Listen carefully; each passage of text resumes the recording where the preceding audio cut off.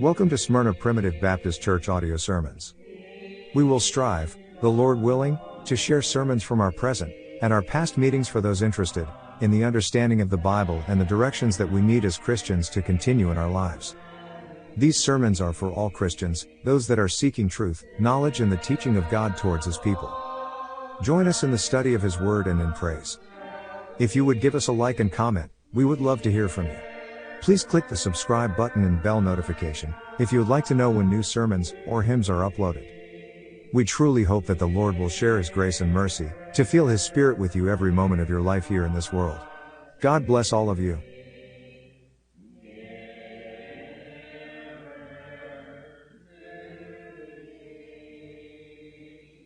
It's good to be here once again.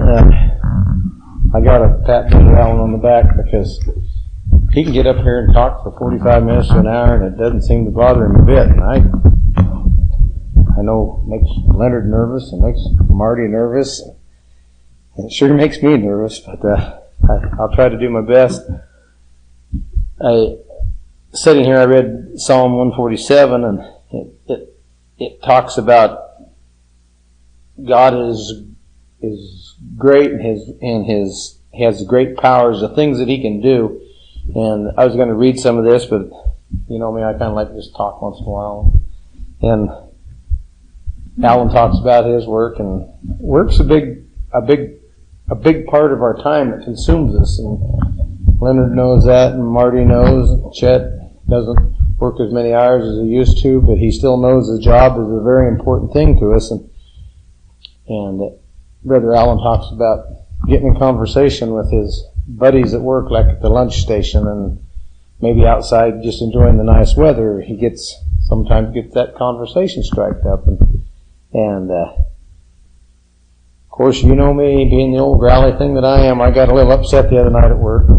I didn't say anything that I really regretted, but I kind of chewed one kid out because we're supposed to put things back in certain spots, and I've asked him a couple different times we have what we call dollies at work, and of course they're a heavy piece of machinery we use, and I try to use the same one every night because it's easier. I know how it works, and anyway, I had a little discussion with him, so of course I was about halfway to where I was supposed to go, and I got to call this kid because I didn't chew him out. I was mad at another guy, and I went over and I told this kid, I said, you got to put this stuff back, and so I went and called him on the phone, and it was about 2.5 hours later before we got off the phone, and you'll never guess what we talked about.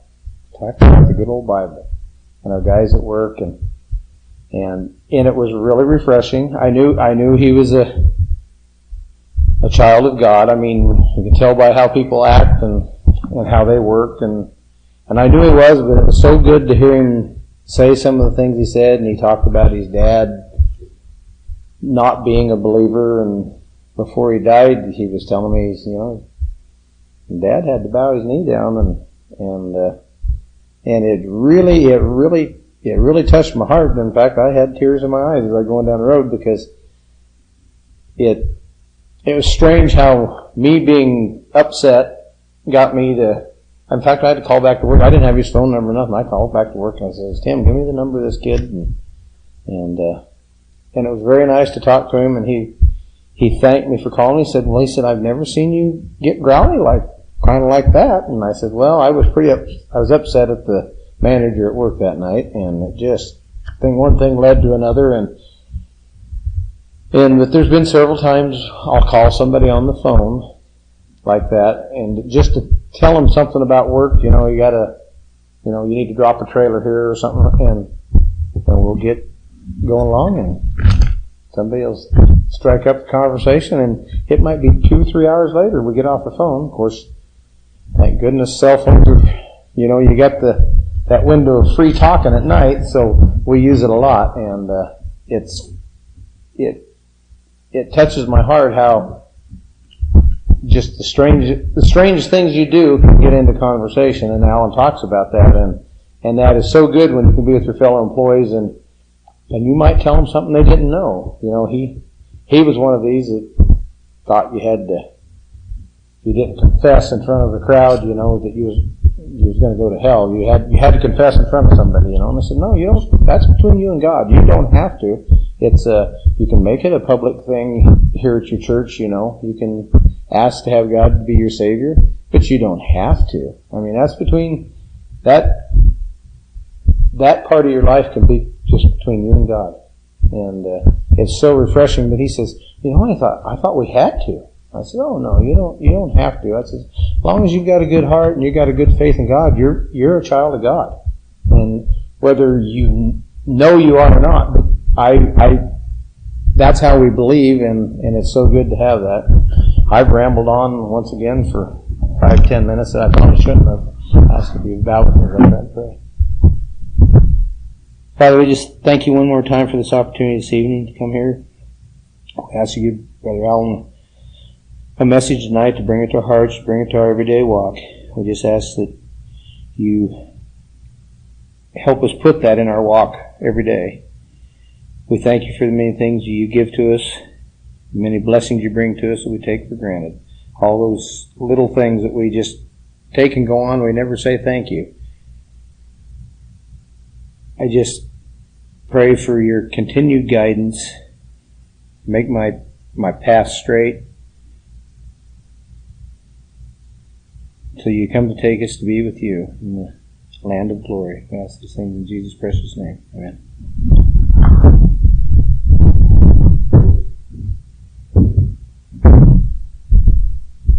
It's interesting how those little conversations can become precious things.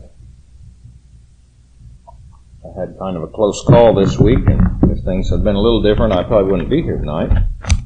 And I mentioned that at work, and this one kid who's started working there in the last 6 weeks or so, and good worker, but kind of hyperkinetic, and hair down to here, and didn't impress me too much one way or the other. And he just spoke right up and said, "The Lord's not done with you yet." I thought, well, now that's a nice thing to hear, but a little bit surprised me. So we ought not judge individuals. And I hadn't judged him badly, but I sure think a lot more of him now.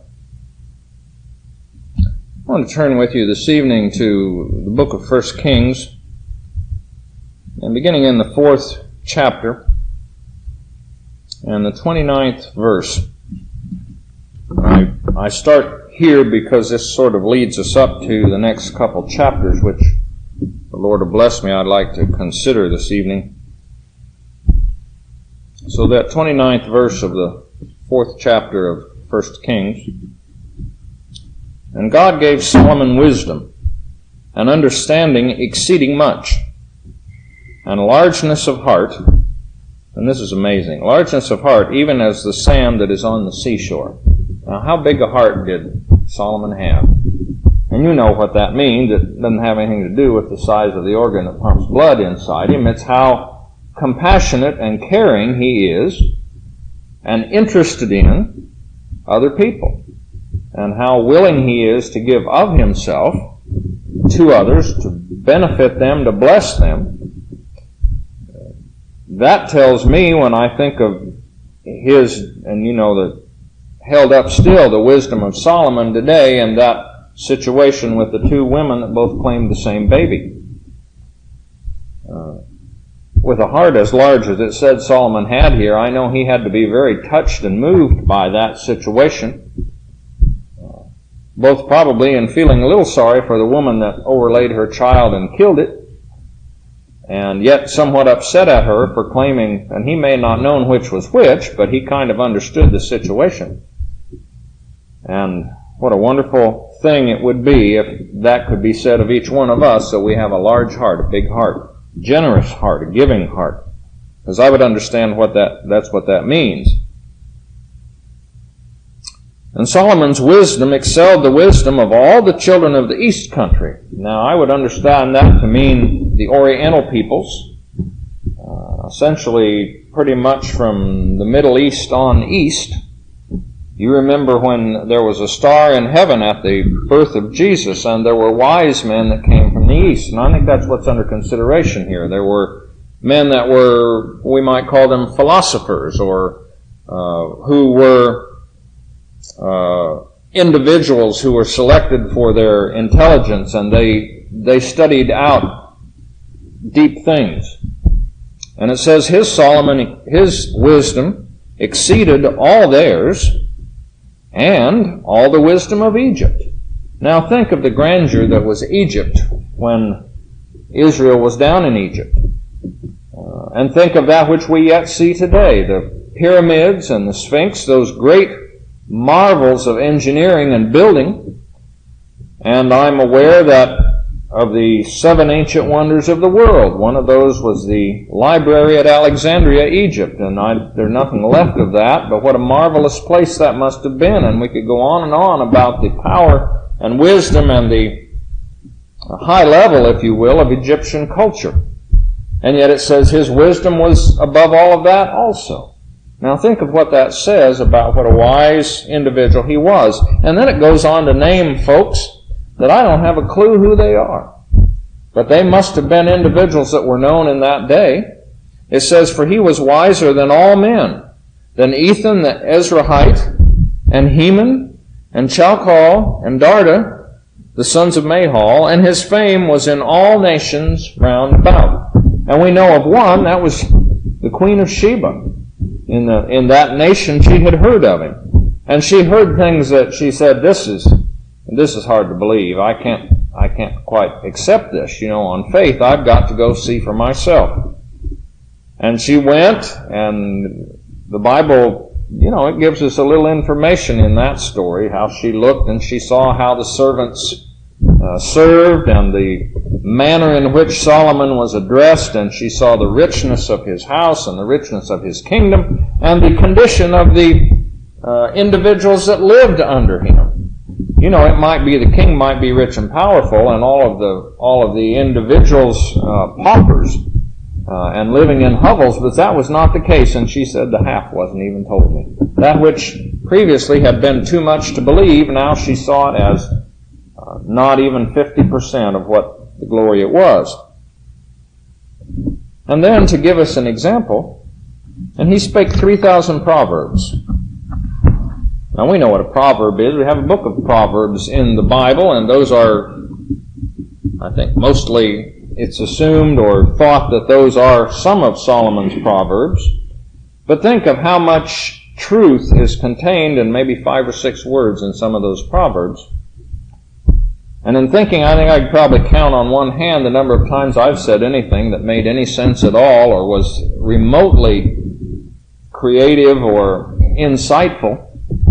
And yet he knocked off 3,000 of them in his spare time, and his songs were 1,005.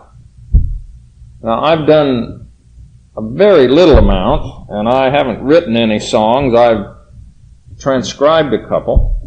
And that is indeed great work. And so when he wasn't writing Proverbs and doing all of the other things, he wrote 1,005 songs. And he spake of trees. Now I would understand this next verse describing him what we might call a scientist. I don't know that he did experiments, although he may have.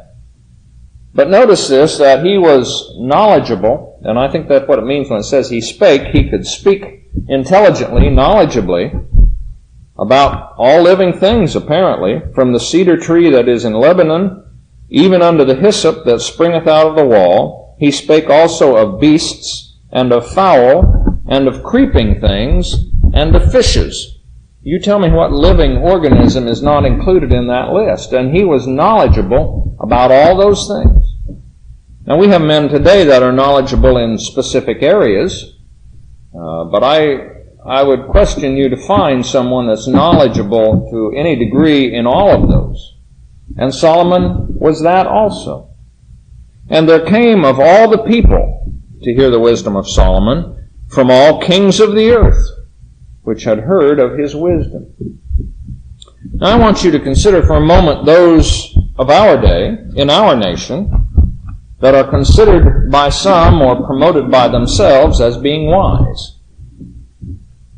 And I want you to think about that as we go on to see the care that Solomon took in erecting a house to the Lord. You know, most anybody that's anybody on our nation today will tell you that Christianity is a hoax, that there is no God in heaven, that man evolved from something of a lesser degree. And those that cling to things like that are deluded and foolish. Not the wisest man that ever lived. Notice the degree, the extent to which he went in constructing the temple. Chapter 5, And Hiram, king of Tyre, sent his servants unto Solomon, for he had heard that they had anointed him king in the room of his father. In other words, after David died, that Solomon was anointed king in his place. For Hiram was ever a lover of David. And we would understand that to mean that Hiram was a great admirer of David. He had great respect for him and his wisdom, for his abilities. There was something about these two that they got along famously, apparently. And I want you to think for a moment how many world leaders today get along as well as Hiram and David did. When I think back through my life, I can think of maybe a couple here and a couple there. But most of the times today, when you see a couple seated in front of the fireplace in the White House for a photo op, they make happy with one another while they're there, but you really wonder what happens once the cameras go away and the doors are shut. There is a wariness, and understandably so, between most world leaders today, and I think it's been that way in the past, but these two got along famously. And Solomon sent to Hiram, saying, in other words, he returned the message, and this was his message, saying, Thou knowest how that David my father could not build a house unto the name of the Lord his God for the wars which were about him on every side, until the Lord put them under the soles of his feet. So he says here that David, in being a good king, a king that was concerned about the welfare of his kingdom and the people therein, was busy fighting the enemies, those that were a threat to Israel. And of course that was a very important thing to do. He would not have been a very good king had he not looked out for the welfare of the people that were under his authority. And it says he was so busy subduing those round about that he did not have time to build the temple, although it was his great desire to do so. And God, you remember, said essentially the same thing. He said to David, You are a man of war. And that was David was gifted and skillful in that from a boy up. And that was one of the reasons he was on the throne. God gave him abilities that way, but that was his lot, if you will, was to be a warrior king.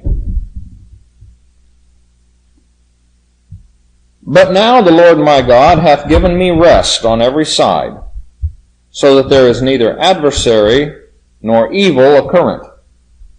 So at this point in time, which was a year or so after he became king, there were no threats to his kingdom. All about him, on every side, they were at peace with the peoples there. And so Solomon said, I don't have to spend my time focused on defending the nation, but now the Lord has given me ease that this project might go forward. And behold, propose to build an house unto the name of the Lord my God, as the Lord spake unto David my father, saying, Thy son, whom I will set upon thy throne in thy room, he shall build an house unto my name. Now therefore, he's making a request of Hiram, Now therefore command thou that they hew me cedar trees out of Lebanon, and my servants shall be with thy servants, and unto thee will I give hire for thy servants according to all that thou shalt appoint. For thou knowest that there is not among us any that can skill to hew timber like unto the Sidonians. So he said, I'm in need of lumber, and you folks can do a way better job of harvesting that timber than I can. and I'll pay you in food for your people and for those workers. Now I want you to consider for a moment the time period that we're talking about. And they didn't have big logging trucks, and they didn't have chainsaws, and they probably didn't even have saws. Maybe they did have some sort of a saw. But hewing, sounds a lot like an axe or a chisel or something like that. And, those trees were not conveniently located by a sawmill or even by the seashore, because these had to be transported a ways. I'm not sure how many 100 miles, but probably in the neighborhood of a few. Now, they were up in the mountains, these cedars were. And it came to pass when Hiram heard the words of Solomon, he didn't do like I would have. He said, I got one more thing now to keep an eye on. He rejoiced greatly and said, Blessed be the Lord this day, which hath given unto David a wise son over his great people. What an individual this King Hiram must have been. And Hiram sent to Solomon, saying, I have considered the things which thou sendest me for, and I will do all thy desire concerning timber of cedar and concerning timber of fir. My servants shall bring them down from Lebanon unto the sea, and I will convey them by sea in floats unto the place that thou shalt appoint me, and will cause them to be discharged there, and thou shalt receive them, and thou shalt accomplish my desire in giving food for my household. So I think we can get a little idea of what was under consideration here. I'm not sure how they got those logs down to the sea, whether there was a river there that they floated them down, or if they had to drag them. And it would sound as though they made large rafts out of them, or floated them somehow along the sea, possibly tethered to an animal of some sort maybe, but took them to the place that they needed them and then hauled them out of the water. Sounded like a lot of work to me. So Hiram gave Solomon cedar trees and fir trees according to all his desire. And Solomon gave Hiram as payment 20,000 measures of wheat for food to his household. Ladies, how many loaves of bread is that? Quick. It's a lot of wheat. And 20 measures of pure oil. Thus gave Solomon to Hiram year by year. So this was not a one-time thing, but this was a yearly allowance, if you will, in accordance with all of the timber that need be brought, hewn down, taken to the sea, fastened together, floated along the sea to the place appointed, and then hauled out of the sea again. And the Lord gave Solomon wisdom, as he promised him, and there was peace between Hiram and Solomon, and they two made a league together. And King Solomon raised a levy out of all Israel. This is like a draft, if you will. And the levy was 30,000 men. What's the nearest town that has 30,000 inhabitants? I think you'd have to go a ways before you'd find that many. And he sent them to Lebanon, 10,000 a month by courses. A month they were in Lebanon, and 2 months at home, and Adoniram was over the levy, so he was in charge of it. And Solomon had 70,000 that bear burdens. Now this is in addition. These are men doing grunt work. 70,000 that bear burdens, and 80,000, that's 8,000, isn't it? 8,000 hewers in the mountain. So these are working on the trees. Beside the chief of Solomon's officers, which were over the work, so he has supervisors now, 3,300, which ruled over the people that wrought in the work. Think of the size of this project. That'd be a huge project today, and think of what it must have been back there, however many hundred years BC that was. And the king commanded, and they brought great stones, costly stones, and hewed stones to lay the foundation of the house. Now we'll find in a minute the size of this building, and it was not a small building.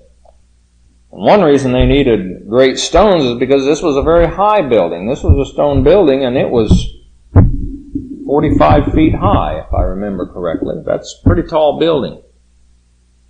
And consider, if you will, the tools with which they had to hew that stone out, to quarry that out, to split it out. You remember that they hewed it at the quarry. There was not, and we'll come to that in a little bit, there was not the sound of an iron tool heard in the building of the temple at the construction site. They used no tools whatsoever there. The stones were brought and put into place, but think of the size those foundation stones must need to have been.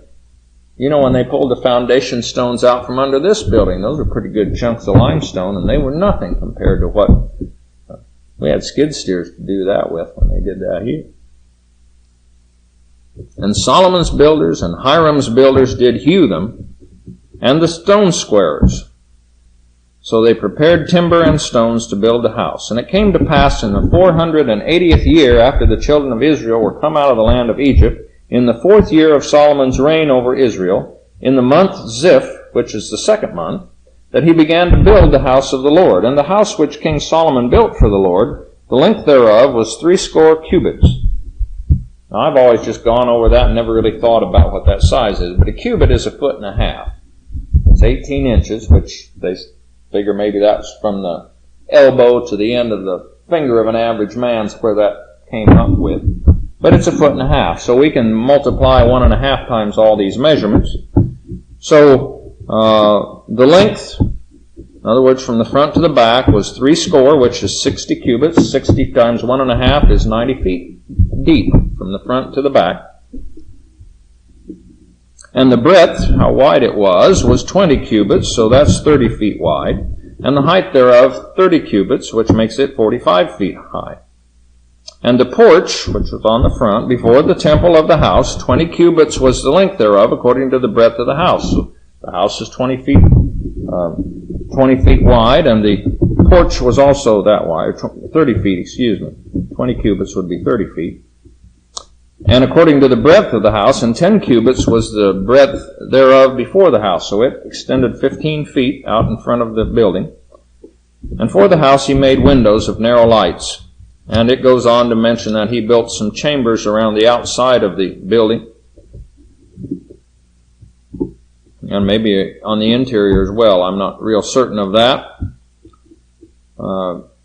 And the oracle, when it mentions the oracle, that's what we would refer to as the holy place, or the Holy of Holies in the tabernacle. It's referred to as the oracle here. And we'll skip some of that. But these were freestanding. It says he didn't attach them to the walls, or he didn't make any notches in the walls of the house to hold that. But the temple was built out of, it had stone walls. And the house, when it was in building, was built of stone, made ready before it was brought thither, so that there was neither hammer, nor axe, nor any tool of iron heard in the house, while it was in building. And then it goes on with some more information, and you can read that. I encourage you to. So he built the house and finished it, and covered the house with beams and boards of cedar. So it had a wooden roof on it, or the roof was made of timbers and planking. And then he built chambers against all of the house, 5 cubits high, and they rested on the house with timber of cedar. The word of the Lord came to Solomon, saying, concerning this house which thou art in building, if thou wilt walk in my statutes and execute my judgments and keep all my commandments to walk in them, then will I perform my word with thee, which I spake unto David thy father, and I will dwell among the children of Israel, and will not forsake my people Israel. And that promise stays today, not with a people, so to speak, as a nation, but with God's people wherever they might be. As long as we are obedient and walk in His statutes and in His commandments and serve Him, and you know it takes something to get this old rebellious nature to willing to be a servant. How many individuals grow up and think for my career, I'm going to be a servant. We don't do that, do we? We're always going to be master of something. We're going to be a master carpenter and run a construction crew, or we're going to be a master this or a master that. We always picture ourselves, don't we, in some position of authority. As you know, when you're serving the Lord, you're in a position of servitude, and that's where we most profit Him, and it's also where we are most blessed, in willing to serve Him and serve Him acceptably. So Solomon built the house and finished it. But this is not just a stone building with a wooden roof. He built the walls of the house within with boards of cedar. So he's got stone walls up, but you're not going to see the stone when you're inside because he's putting cedar boards up there. He built walls of the house within with boards of cedar, both the floor of the house and the walls of the ceiling, and he covered them on the inside with wood and covered the floor of the house with planks of fir. And he built 20 cubits on the sides of the house, both the floor and the walls with boards of cedar. He even built them for it within, even for the oracle, which even the most holy place. So he had a wall then constructed across this interior chamber for the oracle, and we'll find out that that was 2/3 of the way back from what we would call the front door or the entering in. And the house, that is the temple before it, was 40 cubits long. So you see the house, or what we would think of maybe as the sanctuary, it was 40 cubits. Well, you remember the house was 60 cubits deep, which we transferred to 90 feet. So 2/3 of the length of the building when you went in was an area where anybody could go, and then the back third was the oracle. That was the holy place. That's where the Ark of the Covenant was to be placed. Now the house, that is the temple before it, was 40 cubits long, and the cedar of the house within, was it plain planks? No.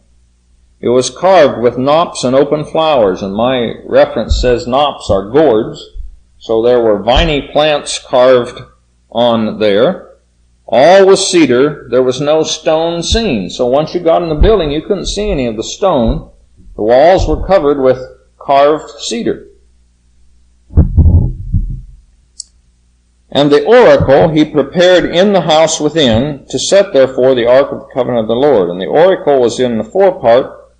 The oracle in the forepart was 20 cubits in length and 20 cubits in breadth, because the house was 20 cubits wide and there was 20 cubits left out of the 60, and 20 cubits in the height thereof. And he overlaid it with pure gold, and so covered the altar, which was of cedar. Now, he's got all this carved cedar in there, but that's not good enough yet. You know, the advantage of gold is that you can hammer it out really, really thin. Most metal, at some thinness, begins to break apart, sort of like my pie crust does when I go to make a pie crust. And it begins to split a little bit this way and that. It's not elastic enough, or in the case of metal, malleable enough to keep making it thinner and thinner and thinner. But gold, you know, you can go down so fine as gold leaf, to where it's so thin that my understanding that people that do apply gold leaf use a soft bristled brush to pick up the gold leaf and put it on, because your hands would destroy it or wrinkle it up. So he then is able to cover the walls, these carved walls, with gold.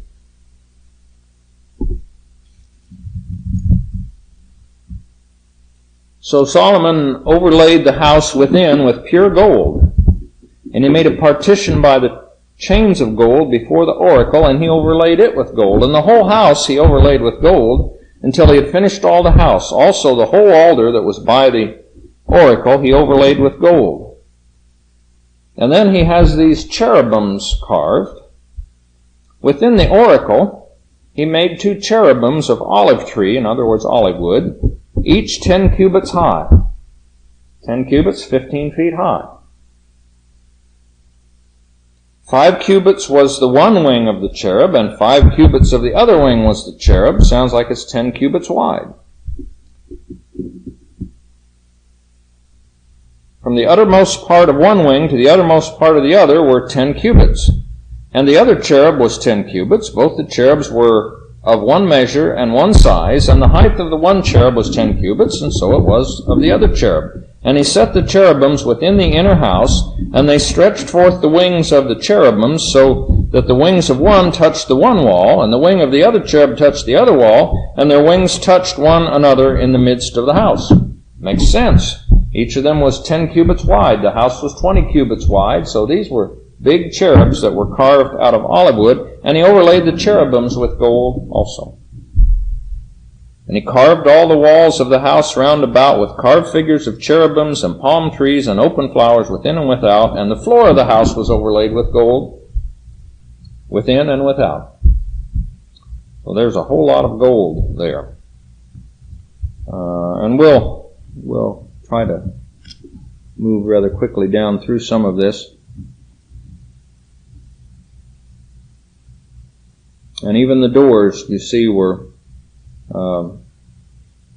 folding and carved and covered with gold.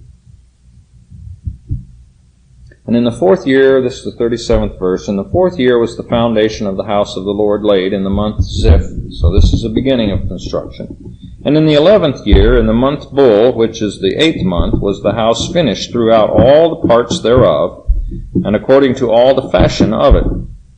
So he was 7 years in building it. Now, do you see here the amount of zeal that Solomon had for this project? And he was a wise man. He was not being foolish in this, but notice his devotion to his Lord. Notice the degree to which he set about this work and the degree to which he, I think we can say, insisted upon the quality of the work. Nothing was too good, if you will. I don't know how wealthy a nation Israel was at this time. We know that 20 years into his reign, it was by far the wealthiest, most powerful nation on the whole surface of the earth. Sad to say, he didn't stop reigning then. The next 20 years was a downhill slide for Israel, to the point that when he passed away, the kingdom was divided because he had 2 sons that were fighting over who was going to rule it, divided into the 10 tribes on the one hand and the 2 tribes on the other. And the nation was never what it was at the height of Solomon's reign.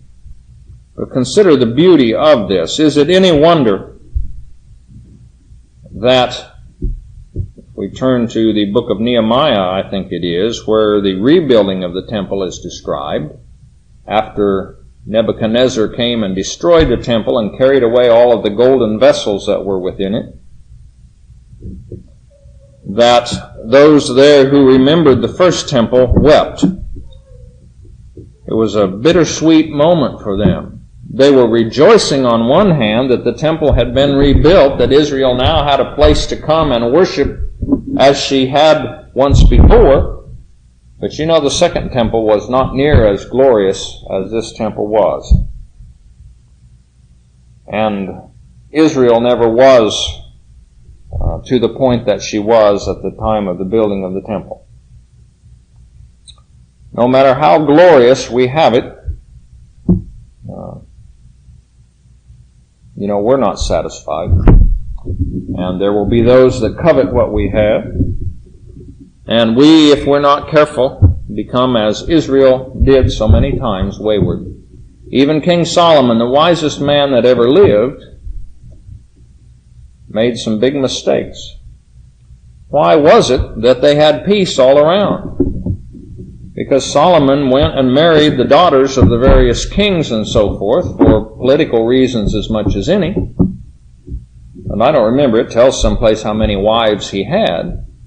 But he had to keep all those women satisfied, or they'd tell Daddy he's not treating me right, and then there were problems with whatever nation Daddy was the ruler of.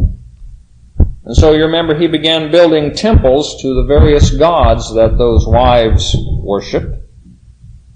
And before long, united Israel was once again worshiping man-made gods, which had been a pitfall for them all the way along.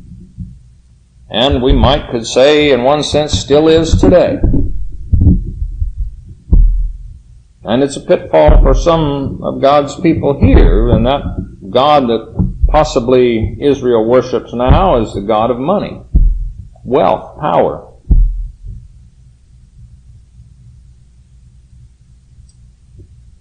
Think of the devotion of Solomon, what he was willing to give, how much energy he was willing to put forth, how very dedicated he was to this. Don't you suppose that was a great blessing not only to him, but to those who were under his authority? Oh, may we be as devoted to serving the Lord as Solomon was at this time. And I note that Solomon was given wisdom because he asked for it, and because he didn't ask for some other things. You know, he got the other things too, but I think the Lord is pleased when we ask for those things that would benefit others. Isn't that what Solomon asked for? He asked for himself in a sense, but he asked that he might have wisdom to rule others, because the work that was laid upon him was a heavy burden to him. And he desired to lead those people in such a way that they would be pleasant in God's sight, if we can say it that way. I think that's partly the reason that he devoted himself so strongly to this building of the temple, because he knew what that would be for God's people. And it was for a time, certainly.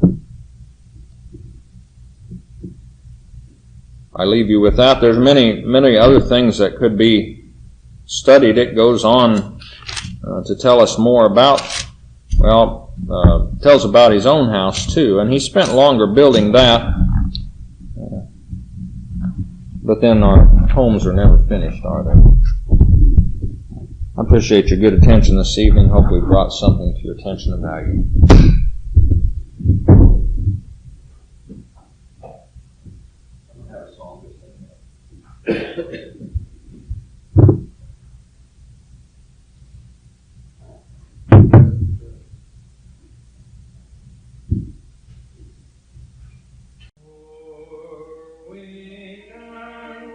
We hope that the messages here have been a blessing, and that it has been of the Spirit of God. Give us a like to help us promote our humble site on YouTube, and to let others know of these sermons to help give them hope and comfort.